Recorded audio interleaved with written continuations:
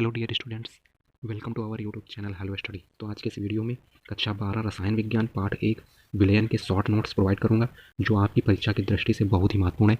तो वीडियो को लास्ट तक जरूर देखें। तो चलिए वीडियो को शुरू करते हैं। सबसे पहले डिफिनेशन लिखिए विलयन। विलयन की डिफिनेशन क्या होती है, शॉर्ट तरीके से बताएंगे। तो दो या दो से अधिक पदार्थों का समांगी मिश्रण, जो दो या दो से अधिक पदार्थों का जो समांगी मिश्रण है उसे विलयन कहते हैं। ठीक है, एग्जाम्पल्स दिए हुए हैं H2O + NaCl। जल और नमक का जो मिश्रण होता है वो विलयन होता है। अगला H2O + C12H22O11, मतलब कि जल और चीनी का जो मिश्रण होता है वो विलयन होता है और वो समांगी मिश्रण भी होता है। जल और नमक का मिश्रण जो होता है वो भी समांगी मिश्रण होता है। जो समांगी मिश्रण होते हैं वो विलयन कहलाते हैं। ठीक है, H2O + C6H12O6, ये ग्लूकोज है, जल और ग्लूकोज का मिश्रण, वायु etc इत्यादि। अगला है विलायक। विलायक किसे कहते हैं, जो अधिक मात्रा में होता है, जो अधिक मात्रा में होता है विलयन में, जो अधिक मात्रा में होता है उसे विलायक कहते हैं। नेक्स्ट है विलेय। विलेय किसे कहते हैं, जो कम मात्रा में हो तो उसे विलेय कहते हैं। विलयन में जो कम मात्रा में होता है उसे विलेय कहते हैं और जो अधिक मात्रा में होता है उसे विलायक कहते हैं। ठीक है, जैसे एक उदाहरण के तौर पर दिया हुआ है, जल व नमक के विलयन में जल विलायक होता है, नमक विलेय होता है, क्योंकि जल अधिक मात्रा में लिया जाता है और जो नमक होता है वो जल से कम मात्रा में होता है, इसलिए जो नमक होगा वो विलेय होगा और जो जल होगा वो विलायक होगा। अब समझते हैं तनु व सांद्र विलयन। तनु और सांद्र विलयन में क्या अंतर होता है। तो तन विलयन में विलेय की मात्रा कम व सांद्र विलयन में विलेय की मात्रा अधिक होती है। जो तन विलयन होते हैं उसमें विलेय की मात्रा जो होती है वो कम होती है। ठीक है, और सांद्र विलयन में विलेय की मात्रा अधिक होती है। नेक्स्ट है संतृप्त विलयन। संतृप्त विलयन से आप क्या समझते हैं, संतृप्त विलयन क्या होता है। तो विलेय की मात्रा अधिकतम, जिसमें विलेय की मात्रा अधिकतम होती है उसे संतृप्त विलयन कहते हैं। असंतृप्त विलयन, विलेय की मात्रा अधिकतम से कम होती है, मतलब कि जो अधिकतम से कम होती है उसे संतृप्त विलयन कहते हैं। विलेय की जो मात्रा होती है वो अधिकतम से कम हो, वो असंतृप्त विलयन की कैटेगरी में आ जाएंगे। ठीक है, अति संतृप्त विलयन, विलेय की मात्रा संतृप्त विलयन से भी अधिक, जो इसमें विलेय की मात्रा होती है उससे भी अगर अधिक हो जाएगी तो वो अति संतृप्त विलयन कहलाएंगे। नेक्स्ट है गैसीय विलयन। जब विलायक गैस हो वो गैसीय विलयन कहलाएगा। ठीक है, जब जो विलायक होता है वो गैस होगा तो वो गैसीय विलयन कहलाएगा। अगर विलायक द्रव होगा तो द्रव विलयन कहलाएगा और अगर विलायक ठोस होगा तो वो ठोस विलयन की कैटेगरी में आ जाएगा। ठीक है, नेक्स्ट है भार प्रतिशत या द्रव्यमान प्रतिशत, या फिर से W, मतलब कि स्मॉल W अपन कैपिटल W।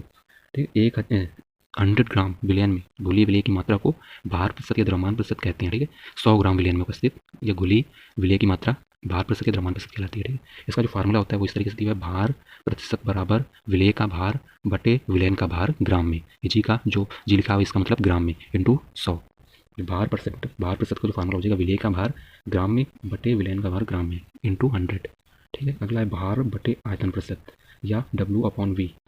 100 ml विलयन में घुली विलेय की ग्राम में मात्रा, इसका फार्मूला हो जाएगा भार अपॉन आयतन प्रतिशत। भार अपॉन आयतन प्रतिशत बराबर विलेय का भार ग्राम में बटे विलयन का आयतन ml में, मिलीलीटर में इंटू 100। ये भार बटे आयतन प्रतिशत का फार्मूला हो जाएगा विलेय का भार ग्राम में बटे विलयन का भार आयतन में, विलयन का आयतन मिलीलीटर में इंटू 100। नेक्स्ट है आयतन प्रतिशत या V/V, इस तरीके से भी डिनोट किया जाता है। ठीक है, 100 ml विलयन में घुली विलेय की मात्रा ml में, इसका फार्मूला हो जाएगा आयतन प्रतिशत बराबर विलेय का आयतन लीटर में। अब आयतन है तो आयतन हो जाएगा, क्योंकि आयतन अपॉन आयतन है ना, इसलिए तो आयतन अपॉन आयतन ही आएगा। विलेय का आयतन ml में, विलयन का आयतन ml में इंटू 100। अब देखें अंश प्रति मिलियन, इसको शॉर्ट में ppm कहते हैं, शॉर्ट फॉर्म में। 10 लाख ग्राम विलयन में घुली विलेय की मात्रा ग्राम में मात्रा। ठीक है, ppm इक्वल टू क्या हो जाएगा, विलेय का भार ग्राम में बटे विलयन का भार ग्राम में इंटू 10⁶। फार्मूला हो जाएगा ppm इक्वल टू विलेय का भार ग्राम में अपॉन विलयन का भार ग्राम में इंटू 10⁶। अगला अंश प्रति विलयन। अंश प्रति विलयन को कहते हैं ppb। 10⁹ ग्राम विलयन में घुली विलेय की ग्राम में मात्रा अंश प्रति विलयन कहलाती है। ppb इक्वल टू विलेय का भार ग्राम में और विलयन का भार ग्राम में इंटू 10⁹। अगला है मोलरता, जो कि बहुत इंपॉर्टेंट है।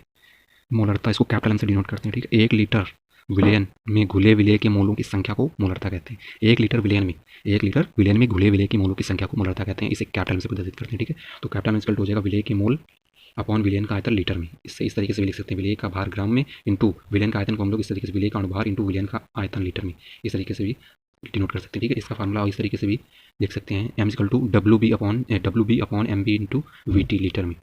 ठीक है, मात्रक क्या होता है, मोल प्रति लीटर या m। इसका मात्रक मोलरता का मात्रक होता है मोल प्रति लीटर या m। अगला है मोललता, इसे स्मॉल m से प्रदर्शित करते हैं। 1 ग्राम विलायक में घुले विलेय के मोलों की संख्या को मोललता कहते हैं, इसे स्मॉल m से प्रदर्शित करते हैं। फार्मूला हो जाएगा m इक्वल टू विलेय की मोल अपॉन विलायक का भार kg में, विलेय का भार ग्राम में, विलेय का अणुभार इंटू विलायक का भार kg में। इसका इस तरीके से रिप्रेजेंटेशन भी कर सकते हैं, m इक्वल टू WB ग्राम में upon MB into WA kg में। ठीक है, इसका मात्रक क्या होता है, मोललता का मात्रक होता है मोल पर kg या स्मॉल m। हम देखते हैं नॉर्मलता। नॉर्मलता को कैपिटल एन से प्रदर्शित करते हैं, ठीक है। 1 लीटर विलयन में उपस्थित विलेय के ग्राम तुल्यांकों की संख्या नॉर्मलता कहलाती है, ठीक है। फार्मूला हो जाएगा एन इक्वल टू विलेय के ग्राम तुल्यांक बटे विलयन का आयतन लीटर में, या विलेय का भार अपॉन विलेय का तुल्यांक की भार इंटू आयतन। इसका फार्मूला इस तरीके से भी हो सकता है W B upon E B into V T litre में। मात्रक इसका क्या होगा, ग्राम तुल्यांक प्रति लीटर। जो नॉर्मलता का मात्रक होता है ग्राम तुल्यांक पर लीटर होता है इसका, या कैपिटल लिख सकते हो। अब देखेंगे संबंध नॉर्मलता और मोलरता में संबंध। एन से नॉर्मलता होती है, एम से मोलरता होती है, ठीक है। तो इसका संबंध क्या होगा, N upon M is equal to M upon E, या फिर N upon M is equal to N, जहाँ एन इज इक्वल टू अम्लता, अम्लता या क्षारकता या आवेश आदि। अम्लता, क्षारकता और आवेश। एन जो है वो जो स्मॉल एन लिखा हुआ है अम्लता, क्षारकता या आवेश हो सकती है, ठीक है। मोल प्रभाज, मोल प्रभाज को एक्स डिनोट करते हैं किसी घटक का। मोल प्रभाज उस घटक के मोलों की संख्या तथा कुल मोलों की संख्या के अनुपात के बराबर होता है। विलेय का एक्स या विलेय का मोल प्रभाज इक्वल टू विलेय के मोल अपॉन कुल mole, N B upon N A plus N B, या फिर N T upon N T, N B upon N T, T से टोटल। तो इसका हो जाएगा X equal to N A upon N T, इस तरीके से भी लिख सकते हैं। विलेयता किसी पदार्थ की वह अधिकतम मात्रा जो निश्चित ताप पर 100 ग्राम विलायक में घुल जाती है, विलेयता कहलाती है। किसी पदार्थ की वह अधिकतम मात्रा जो निश्चित ताप पर 100 ग्राम विलायक में घुल जाती है, विलेयता कहलाती है। एग्जाम्पल नोट, एक नोट लिख लीजिए। लेकिन O2 जल में, ऑक्सीजन जल में कम घुलनशील, CO2 व HCl अधिक घुलनशील होती है, ठीक है। नोट, घुलनशीलता अनुपाती होती है अवशोषण गुणांक के। जो घुलनशीलता है वो अनुपाती होती है या समानुपाती होती है अवशोषण गुणांक के। अगला हेनरी का नियम, बहुत इंपॉर्टेंट है ये, वेरी इंपॉर्टेंट। हेनरी का नियम, ये पेपर में आने के बहुत ही चांस है, ठीक है। तो इसका जरूर तैयार कर लीजिएगा दोस्तों, ठीक है। हेनरी का नियम, इसका क्या होता है फार्मूला। हेनरी का नियम, स्थिर ताप पर किसी गैस की द्रव में घुलनशीलता गैस के दाब के समानुपाती होती है। तो एम प्रोपोर्शनल हो जाएगा पी के, या फिर एम प्रोपोर्शनल का चिन्ह हटेगा तो कोई भी कांस्टेंट आएगा, के इक्वल टू के पी, के कांस्टेंट आ गया, ठीक है। के पी, एम इक्वल टू के पी, जहाँ एम इक्वल टू घुली गैस की मात्रा, जो एम है वो घुली गैस की मात्रा है, पी साम पर गैस का दाब है, और के स्थिरांक है। अब देखते हैं ठोस विलयन। ठोस विलयन दो या दो से अधिक पदार्थों का समांगी मिश्रण को ठोस विलयन कहते हैं। दो या दो से अधिक ठोस पदार्थों का जो समांगी मिश्रण होता है उसे ठोस विलयन कहते हैं। प्रतिस्थापी ठोस विलयन क्या होता है, क्रिस्टल के कुछ कण अपना स्थान छोड़ देते हैं तथा उनके स्थान पर दूसरे पदार्थ के कण आ जाते हैं। प्रतिस्थापी ठोस विलयन कहलाता है। अंतराकाशी ठोस विलयन, दूसरे पदार्थ के कण अंतराकाश में आ जाते हैं, अंतराकाशी ठोस विलयन कहलाता है। नेक्स्ट डेफिनेशन है वाष्प दाब। स्थिर ताप पर द्रव वाष्प साम अवस्था में वाष्प द्वारा द्रव की सतह पर लगाया गया दाब द्रव का वाष्प दाब कहलाता है। एक बार और पढ़ते हैं। स्थिर ताप पर द्रव वाष्प साम अवस्था में वाष्प द्वारा द्रव की सतह पर लगाया गया दाब द्रव का वाष्प दाब कहलाता है। अब राउल्ट का नियम, ये भी बहुत इंपॉर्टेंट है, वेरी इंपॉर्टेंट नियम है राउल्ट का नियम। स्थिर ताप पर तथा P A equal to P A not into X A comma P B equal to P B not X B, P B degree या नॉट कुछ भी पढ़ सकते हैं, P B degree X B, तथा P S equal to P A plus P B, जो P S होगा वो P A plus P B के इक्वल टू हो जाएगा, या पी एस इक्वल टू ये P A dash X A plus P B dash X B. इस तरीके से जहाँ पी ए व पी बी घटक ए व बी के आंशिक दाब, पी नॉट या पी नॉट बी ये घटक ए व बी के शुद्ध अवस्था वाष्प दाब है, एक्स ए और एक्स बी घटक ए व बी के मोल प्रभाज, पी एस विलयन का कुल वाष्प दाब है, ठीक। आदर्श विलयन, सांद्रता व ताप की विभिन्न परासों में राउल्ट के नियम का पालन करते हैं, आदर्श विलयन कहलाते हैं। जैसे P S equal to P A degree X A comma P B equal to P B degree X B. तो इसमें पी एस इक्वल टू आ जाएगा P A plus P B, delta S मिश्रण जीरो हो जाएगा, delta B मिश्रण zero हो जाएगा, डेल्टा एस मिश्रण ग्रेटर देन जीरो हो जाएगा। अनादर्श विलयन, राउल्ट के नियम का पालन नहीं करते हैं, P A is not equal to P A degree X A comma P B is not equal to P B degree X A comma P S is not equal to P A plus P B. Then इस तरीके से हो जाएगा धनात्मक एवं ऋणात्मक विलयन। जो अनादर्श विलयन होते हैं वो दो टाइप के होते हैं, धनात्मक विलयन और ऋणात्मक विलयन। अब अनुसंग गुणधर्म की बात करते हैं। अनुसंग गुणधर्म, जो गुण अणुओं की या कणों की संख्या पर निर्भर करते हैं अनुसंग गुणधर्म कहलाते हैं। जो गुण अणुओं की या कणों की संख्या पर निर्भर करते हैं अनुसंग गुणधर्म कहलाते हैं। अनुसंग गुणधर्म प्रोपोर्शनल होता है कणों की संख्या के। वाष्प दाब में आप एच का वर्णन P minus P S upon P equal to X B equal to N B upon N A plus B. जो पी माइनस पी एस होता है वो मोल प्रभाज के बराबर होता है, राउल्ट का नियम। तनु के विलयन के लिए, तनु विलयन के लिए एन बी जो होता है वो बहुत ही छोटा होता है एन ए से, इसलिए एन बी को वो छोड़ देते हैं, ठीक है। तो P minus P S upon P equal to N B upon N A आ जाएगा। और यहाँ पर देख लेते हैं पी या पी नॉट, ये क्या होता है, शुद्ध विलय का वाष्प दाब होता है, ठीक है। पी एस विलयन का वाष्प दाब होता है, एक्स बी विलय का मोल प्रभाज होता है, एन बी विलय का मोल होते हैं, एन ए विलय का मोल होता है। पी माइनस पी एस या P not minus P S वाष्प दाब का अनुमान होता है, ठीक है। क्वथनांक में उन्नयन, डेल्टा टी बी, क्वथनांक में उन्नयन को डेल्टा टी बी से प्रदर्शित करते हैं। आप वाष्पशील पदार्थ घोलने पर क्वथनांक में होने वाली वृद्धि क्वथनांक में उन्नयन कहलाती है। Delta T B equal to P S minus T, या M equal to 1000 into K B into W upon delta T B into capital W. इसका एक ये भी रिलेशन होता है, delta T B equal to K B into M dash, M dash जो होती है वो मोललता होती है, ठीक है। जहाँ एम विलय का अणुभार है, के पी मूलन उन्नयन स्थिरांक है, डब्ल्यू स्मॉल वाला जो डब्ल्यू विलय का भार है, डेल्टा टी बी क्वथनांक में उन्नयन है, और जो कैपिटल डब्ल्यू विलय का भार होता है, स्मॉल डब्ल्यू विलय का भार होता है, कैपिटल डब्ल्यू विलय का भार होता है।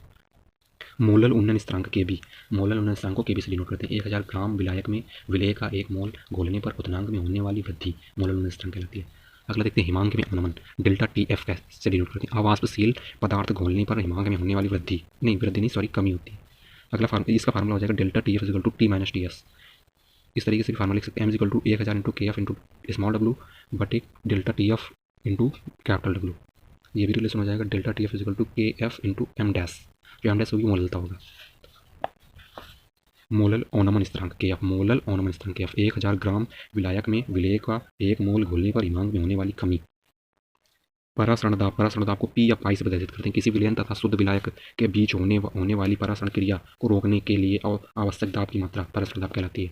परासरण दाब का समीकरण या आदर्श विलयन समीकरण P V equal to N R T होता है, या P V equal to W upon M R T होता है, या P equal to N V upon R T होता है, या P equal to C R T होता है। ठीक है, ये सारे फार्मूले परासरण दाब के। ठीक है, ये डेफिनेशन इधर बहुत इंपॉर्टेंट है, इसको याद कर लीजिए। अब इसके कुछ प्रतीक लिए, जहाँ पी इक्वल टू पी विलयन का परासरण दाब एटीएम एटमॉस्फेरिक प्रेशर में, वी इक्वल टू विलयन का आयतन लीटर में, एन मोल है, आर विलयन का स्थिरांक है जो होता है 0.0821 लीटर एटीएम मोल इनवर्स के इनवर्स, टी परमताप है केल्विन में, डब्ल्यू विलेय का भार है, एम विलेय का अणु भार है, C equal to M equal to मोलरता मोल प्रति लीटर इसका मात्रक होता है। ठीक, इसका संपरासारी विलयन, संपरासारी विलयन क्या होते हैं, जिन विलयनों के परासरण दाब समान हो अर्थात जिनके बीच परासरण की क्रिया न हो, संपरासारी विलयन कहलाती है। तो चलिएगा इस वीडियो यहीं पर समाप्त करते हैं। आपका जो चैप्टर कंप्लीट हो चुका है, तो अगले वीडियो देखने के लिए चैनल को सब्सक्राइब कर लीजिए और बेल आइकन प्रेस कर लीजिए, जिससे कि आपको नोटिफिकेशन मिलता रहे। तो चलिए मिलते हैं अगले वीडियो में। जय हिंद, जय भारत।